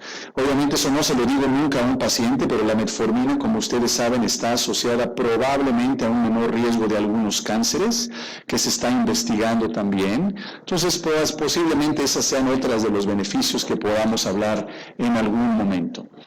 Es importante seleccionar a los individuos que pueden responder mejor a cada una de las intervenciones. Por eso, al abrir mi presentación dije, no todos los pacientes son iguales. Hay que saber a quién vamos a tratar, qué estamos esperando y cuál es la mejor estrategia. Y al final, la combinación de estrategias es recomendada en muchos casos. Yo creo que hemos avanzado mucho en la lucha contra la diabetes, pero también falta mucho camino por recorrer. Y yo espero que haya logrado motivarles, inspirarles un poco para tratar de tomar esta área de la diabetes y de la prevención de una manera mucho más firme. Yo creo que cada uno de nosotros puede hacer algo más en nuestras prácticas y la verdad necesitamos innovación ideas, implementación de programas y tratar juntos de ayudar todavía más a las personas con diabetes. Les dejo mi correo electrónico por si alguien quiere preguntar. Tenemos muchos cursos en Harvard también de los que les puedo dar información. Es enrique_caballero@HMS, que es Harvard Medical School, harvard.edu, o el correo personal, que es el que ven ustedes ahí. Les agradezco mucho su atención. Muchas gracias.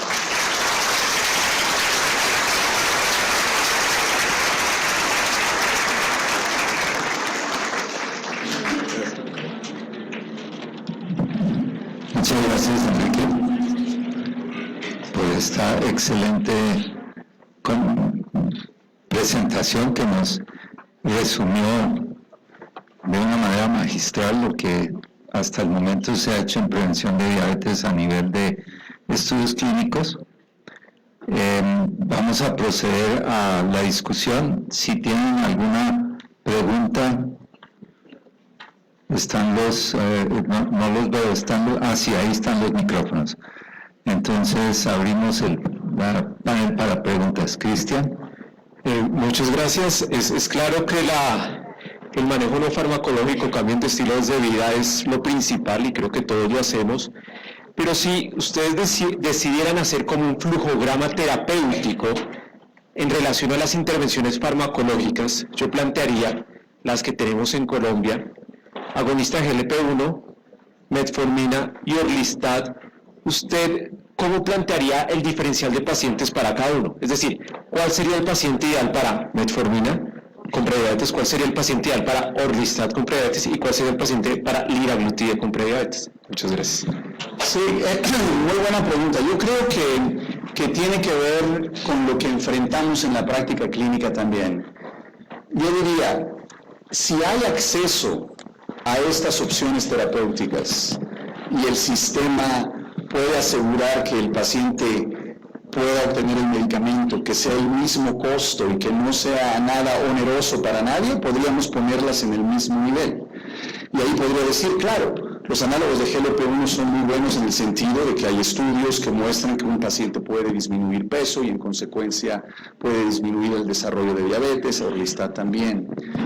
El problema, creo yo, por un lado es el costo de los medicamentos. En Estados Unidos, por ejemplo, liraglutide está aprobada para la obesidad y se puede utilizar. Cuesta aproximadamente $1,000 mensuales. ¿Por qué? Porque no está cubierta por los seguros, porque no está reconocida como una terapia por todos los que tienen que pagar. Entonces, hay limitaciones desde el punto de vista económico. Esa es una de las razones por las que no se ha recomendado utilizar estos medicamentos para la prevención de diabetes. Ahora, si tú me dices de manera individual, si tú tienes un familiar que pueda y quiera utilizar alguno de los medicamentos, bueno, esa es tu prerrogativa como médico de manera individual, pero a nivel poblacional, para los 84 millones de personas que tenemos en Estados Unidos con prediabetes, veo yo difícil que los nuevos medicamentos, a menos que el costo realmente baje, se utilicen de la manera en que se está recomendando la metformina. Y lo otro es lo que decía en cuanto a la experiencia a largo plazo. Con metformina tenemos 50 años. Muchos de estos medicamentos son relativamente nuevos, entonces todavía no hay esa confianza absoluta, ciega, para decir se pueden utilizar al mismo tiempo. Pero fisiopatológicamente creo que hay sus elementos para decir que sí funcionan, pero si hablamos a nivel general creo que esa es la limitación principal. Aquí hay una pregunta del webinar en la que se plantea un paciente. No sé si hipotético tiene algo que ver con quien plantea la pregunta. Algún familiar. Pero es una persona con prediabetes que tiene los 3 exámenes alterados, o sea, la glicemia en ayunas, la PTOG y la hemoglobina glicosilada, pero tiene las características un poco opuestas a lo que tú mencionabas, que había sido el perfil de mayor éxito con metformina. Tiene 65 años. No es viejo, pero va para allá. Tiene un índice de masa corporal de 28, o sea que no está obeso, tiene hipertensión y enfermedad coronaria, y la pregunta es si ese paciente tú lo tratarías con metformina. Sí, creo que es válido decir que lo que yo les mostré es nuestra experiencia con nuestra población, utilizando las estrategias que nosotros pudimos establecer. Hay que tener cuidado porque el decir que los pacientes que tuvimos reflejan absolutamente todos los pacientes con intolerancia a la glucosa no es cierto. Obviamente sabemos que hay poblaciones distintas, sabemos que el riesgo puede ser diferente aún con un peso menor, que eso pasa también en nuestras poblaciones. Entonces, antes alguien con un índice de masa corporal de 28, a lo mejor podría ser el equivalente a un índice de masa corporal de 30 a 31 para nosotros, porque tenemos una predisposición muy fuerte para el desarrollo de diabetes tipo 2. Entonces, creo que se tiene que individualizar. Yo insistiría que siempre los cambios en el estilo de vida tienen que estar ahí, pero también reconozco que no es tan fácil mantenerlos, sobre todo por mucho tiempo, y entonces ahí tal vez podría ser una de las opciones para la metformina. A propósito, con relación a la hemoglobina glicosilada, quería hacer un comentario por lo que tú mostraste del beneficio si el punto de corte era la hemoglobina. En realidad 6,5 hemoglobina glicosilada es un poco avanzado, es decir, ya indica en qué momento el paciente ameritaría un tratamiento farmacológico para su diabetes. Sí. Porque si uno busca concordancia entre ese diagnóstico y el que se hace por PTOG, queda muy fuera. Si se hiciera una curva ROC, el verdadero corte de hemoglobina sería alrededor de 6. Entonces lo que te está mostrando eso es que previene inclusive mejor y a más subgrupos si el punto de corte está más adelante en diabetes, o sea, hasta 6,5 no llegan, hasta 6 algo llegan, y eso lo muestra la PTOG, pero hasta 6,5 es menos probable que lleguen. Sí, y lo que creo que estaba en la diapositiva, pero no hice hincapié, es que como el nivel de A1C arriba de 6.5 no existía, no lo tomamos en cuenta al principio, resulta que había aproximadamente 13%, 14% de pacientes en el DPP que tenían A1C por arriba de 6.5% al inicio. Es decir, que uno podría decir ahora, pues ellos ya tenían diabetes, claro, pero que no correlacionaban con las cifras de glucosa de las extracciones. Gracias por su conferencia de prevención. Le quiero dar mi trabajo de 15 años que he hecho a cada persona con la ayuda de lo que aprendí con Gregorio Marañón, que es una enfermedad completamente hereditaria dominantemente, y tienen que estudiar todos los familiares de diabetes. Yo no tengo ninguna obesa que tiene diabetes, no se puede dar. Y estudié las embarazadas con diabetes gestacional que tenían familiares con diabetes. Gracias. Muchas gracias. Amanda.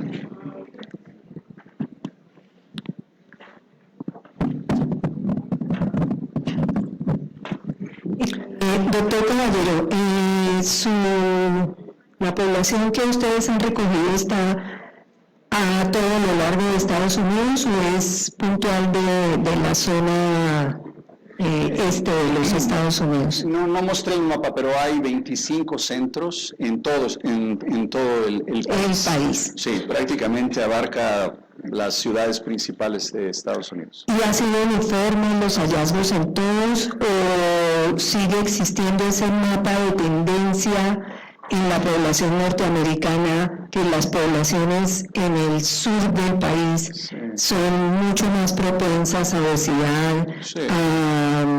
Bueno, recuérdense que ya cuando participan en el programa, pues ya es una población homogénea. Sí. Ahora, fue más fácil encontrar participantes en algunos de los estados por la frecuencia de obesidad y de prediabetes que en otros. Pero digamos que ya una vez participando en el estudio es una población muy parecida en todos lados, pero con diferencia en los grupos étnicos, por ejemplo. Étnicos, eso me iba a preguntar. En San Antonio, de Texas, donde es uno de los centros de estudio, es donde se encontró a la mayoría de los mexicoamericanos que participaron en el estudio, por ejemplo. Sí, en Arizona están algunos de los grupos nativos americanos que participaron en el programa. Ok, gracias. Buenas noches, doctor. Doctor, dada la importancia de la prevención y el cambio de estilo de vida, ¿qué labores a nivel de Estado, de políticas para prevención y disminución de ingestas de bebidas gaseosas, los alimentos artificiales y sobre todo que está viendo muchos niños? Sí. Bueno, obviamente no puedo hablar, tal vez Pablo puede, obviamente, como autoridad en el tema, hablar un poco más de lo que se está haciendo o se ha logrado en Colombia. En Estados Unidos, por ejemplo, ha sido muy difícil. Se ha logrado, por ejemplo, que en las escuelas ya se eliminen todas las máquinas, en la mayoría, que venden los alimentos chatarra que llamamos, que son todos los refrescos y papas y todo eso, que ha sido un logro importante, ¿no? En todos lados. Pero hay batallas que hemos perdido. Por ejemplo, se propuso hace no mucho tiempo que se disminuyera el tamaño de las sodas, de los refrescos que se venden, para que sea menor el consumo de carbohidratos. Y hubo una protesta enorme de parte de la población que dijo, ¿ustedes por qué me tienen que decir a mí lo que yo tengo que tomar? Yo quiero tener la libertad de comer y tomar lo que a mí se me antoje, entonces ustedes no tienen por qué influir. Entonces hay que hacer más conciencia, obviamente, en la población. Es una batalla dura contra las empresas tan grandes que hay, pero no sé, Pablo, a mí me encantaría... Bueno, no sé si escuchaste la noticia hoy, acaba de 5 minutos... decir el presidente Trump que él tenía la solución perfecta. Va a construir un muro entre la prediabetes y la diabetes.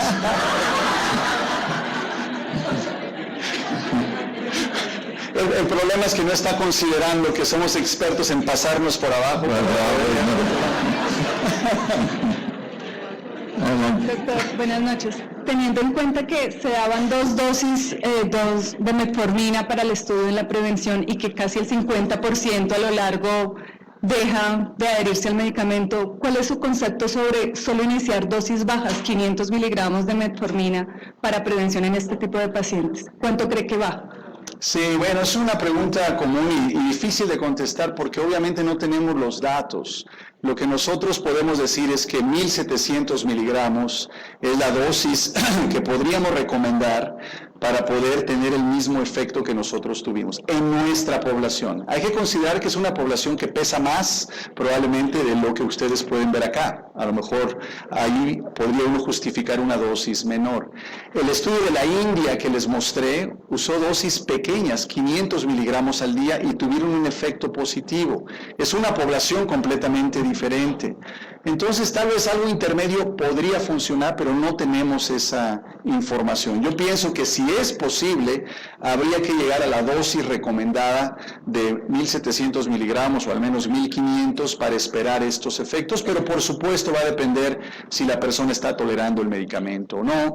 Tal vez uno podría decir, si no se está tolerando bien, pues por lo menos 500 miligramos o 1.000 podrían ser mejor que nada, pero eso es algo que no tenemos realmente las bases para poder decirlo. No sé cuál sea el concepto para ustedes.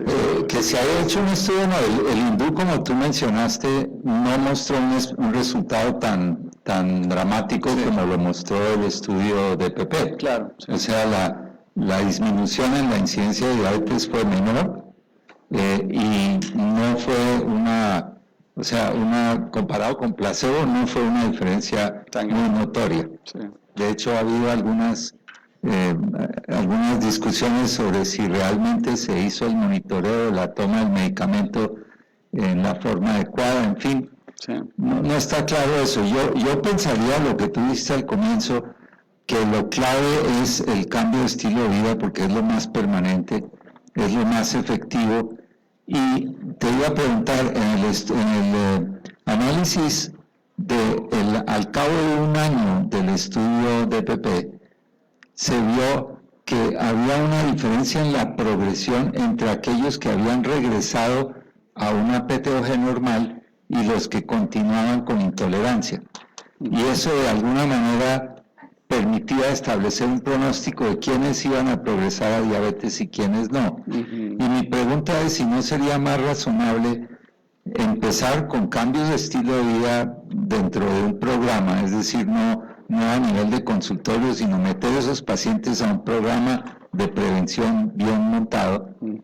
Por cierto que en el DPP ese programa era intensivísimo y costosísimo, pero entrar a un programa y al año valorarlos y ver quiénes han mejorado su perfil metabólico y quienes persisten con la misma intolerancia. Y quizás esos podrían ser los que más se benefician con la metformina. No sé qué opinas tú. Sí, me parece que es muy razonable, sobre todo en aquellos que a lo mejor no tienen todas las características que mostré.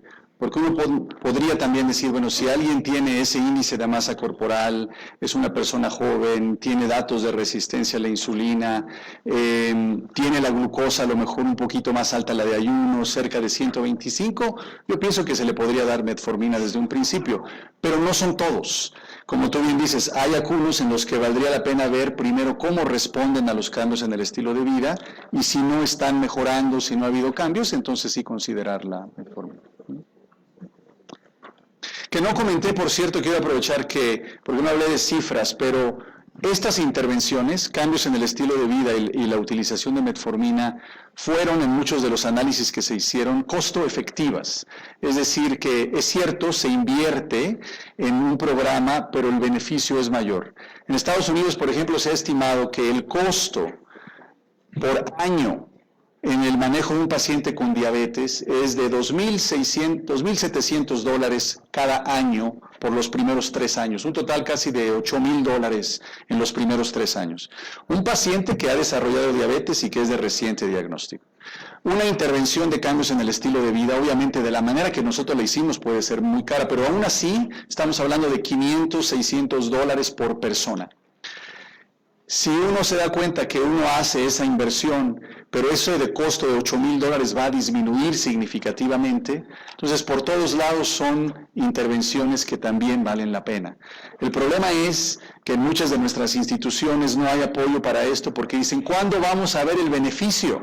Y el beneficio no va a ser inmediato, el beneficio va a ser después de muchos años. Pero aquí es donde creo yo hay que tener esa visión para ver que lo que hagamos ahora va a redituar en mucho tiempo, pero va a valer la pena en todos los aspectos, incluyendo el aspecto económico. ¿Hay alguna otra pregunta? Creo que hay una aquí. Creo que hay una última aquí, tal vez. Buenas noches, doctor. Bueno, teniendo en cuenta que los más grandes estudios como el UKPBS, el DPP, que evaluaron los estilos de vida que acaba de citarlos, costo efectivo, entonces hay algo que nunca ha quedado claro y es, tenemos claridad frente a los estilos de vida, pero no tenemos la especificidad sino solamente generalidades frente a la alimentación y la prescripción puntual de la actividad física. Eso aún tiene como generalidades más, no especificidad, o tenemos algún avance frente a ello. Sí, bueno, el objetivo fue primero demostrar que esto funcionaba y ahora la siguiente etapa es cada quien adaptar esto de acuerdo a la población con la que está trabajando, porque ciertamente la recomendación nutricional va a variar dependiendo del lugar, de las costumbres, de la cultura, etcétera, la actividad física también.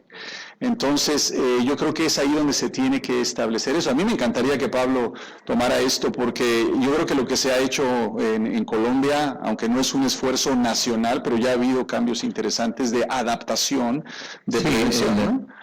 El Programa Nacional de Prevención del CDC ha armado como una especie de sílabus de currículum de lo que debe contener un curso o un programa de cambios de estilo de vida en personas de alto riesgo. Son 17 sesiones que se hacen a lo largo de un año, donde los primeros 6 meses son más intensivos y luego vienen unas sesiones de refuerzo. Lo que se encontró en el NDPP en Estados Unidos es que un buen número de personas no completan el total, pero que si logran completar por lo menos la mitad, eso parece correlacionarse con una pérdida suficiente de peso, que ellos han encontrado en promedio como de 4 kilos. Se ha visto en el DPP que el principal indicador de buen resultado es una pérdida de alrededor de 5 kilos. Nosotros tomamos ese sílabus, nos lo mandó Betsy Rodríguez, que lo tradujo al español pero para hispanos, y lo estamos implementando en una zona urbana del sur de Bogotá y en una zona de Barranquilla. Ese programa le hicimos una adaptación para que sirviera para nosotros y lo acortamos, lo dejamos en 10 sesiones, pensando que si allá les fue bien con la mitad, pues ¿por qué no usar la mitad? Sí.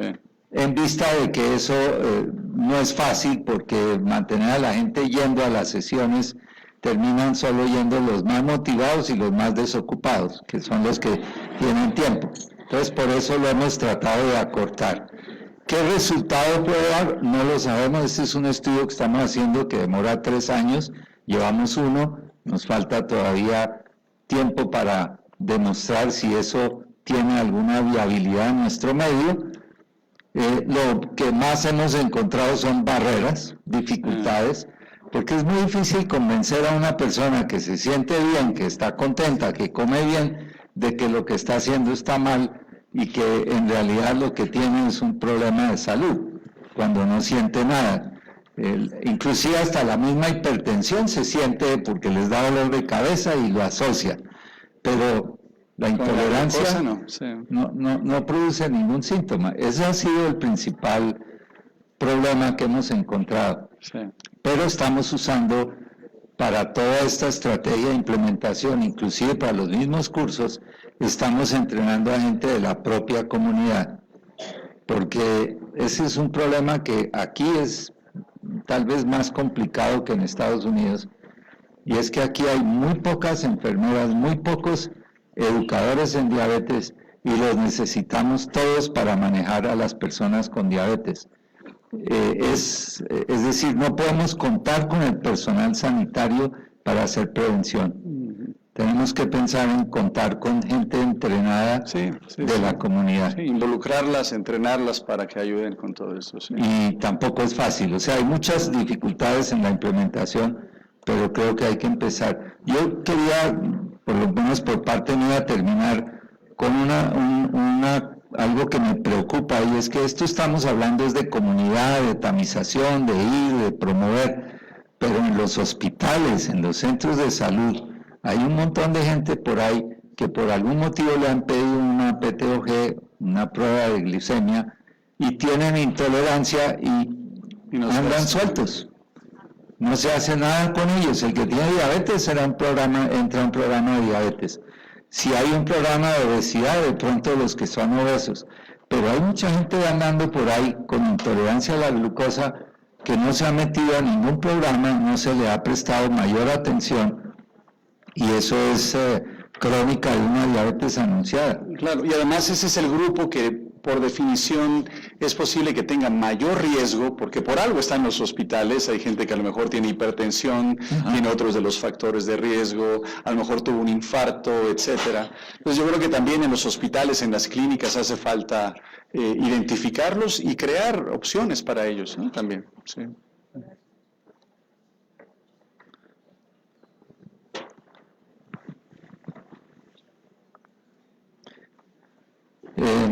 Aquí hay una pregunta que tiene que ver con un paciente que ya inició tratamiento con metformina para prediabetes y disminuye peso, supongo que alcanza un peso normal o cercano al normal.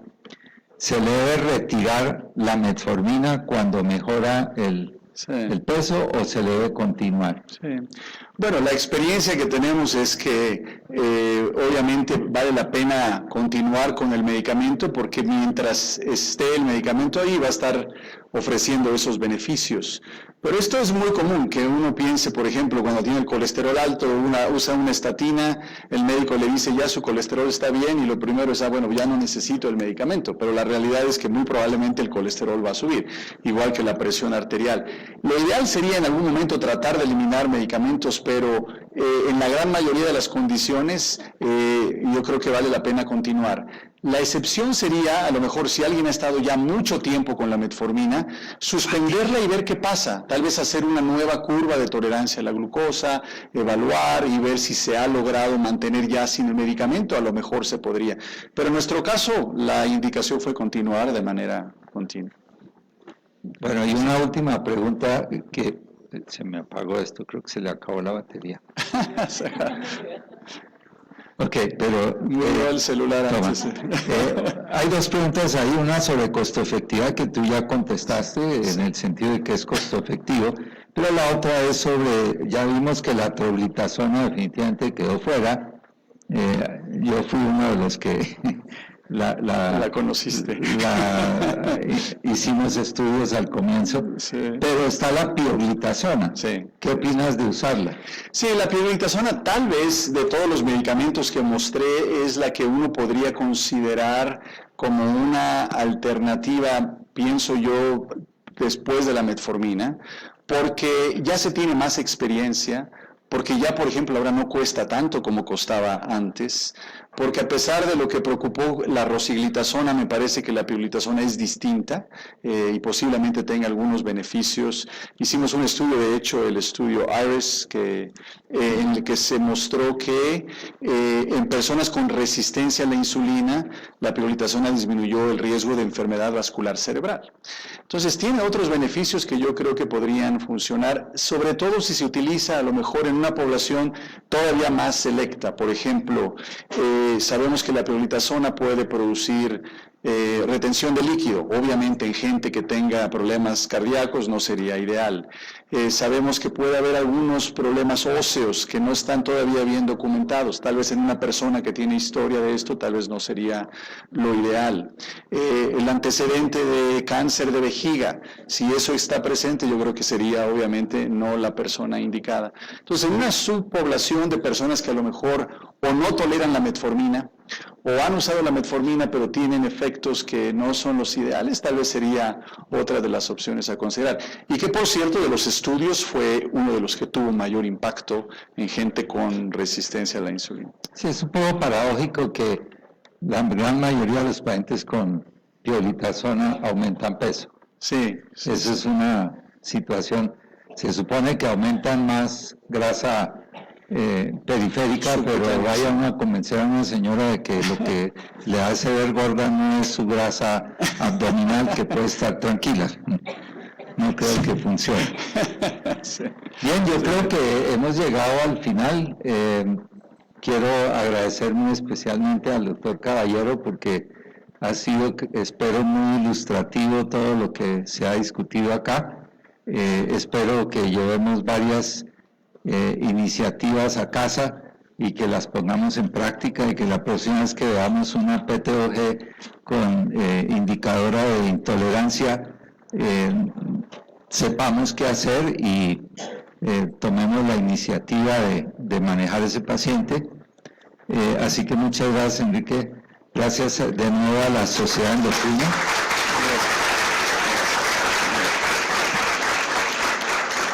Gracias de nuevo a la Sociedad Endocrina, a la doctora Amanda, y gracias a Diabetrix por darnos esta excelente oportunidad. Buenas noches para todos. Gracias.